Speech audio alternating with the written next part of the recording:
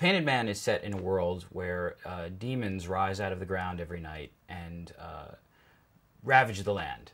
And they tend to hunt and kill any person they can find, and the only way to protect yourself from them is to hide behind magical symbols called wards, through which the demons cannot pass. The story is about three characters who grow up and realize they don't want to live like that anymore. It follows their lives from childhood to adulthood, showing how each one of them has been scarred by demons as a child, and how they grow up to overcome that fear and find that there's a larger world out there than they realized. The Painted Man on the surface seems very much to be a book about monsters and adventures and action and things like that. And it is, and if that's what you take away from it, that's perfectly fine. But when I started to write it, I always wanted to write a book about fear. I was in New York City on September 11th. My father and mother-in-law were in the Twin Towers when the attack happened. They got out safely. They were one of the ones that got evacuated, but I saw what that did to people in New York. I saw how fear can affect people and how it makes some people freeze up and it makes other people leap into action that may or may not be the wisest course of action, but they can't just stand still anymore.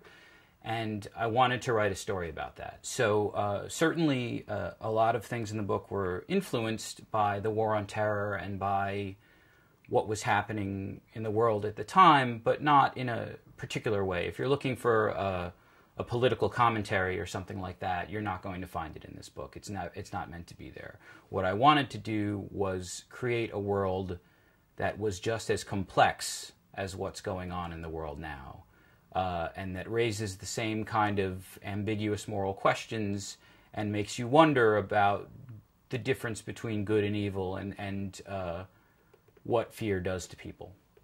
I'm frequently asked who my favorite fantasy author is, and it's a very difficult question because I read so many authors growing up, and all of them have had a major influence on me. The first book without pictures that I ever read that wasn't assigned by school was The Hobbit. So obviously I'm very rooted in traditional fantasy. From there I read a lot of Terry Brooks, and as I've said, Terry Brooks, particularly The Elfstones of Shannara, set the groundwork for what I wanted to do in writing and fantasy.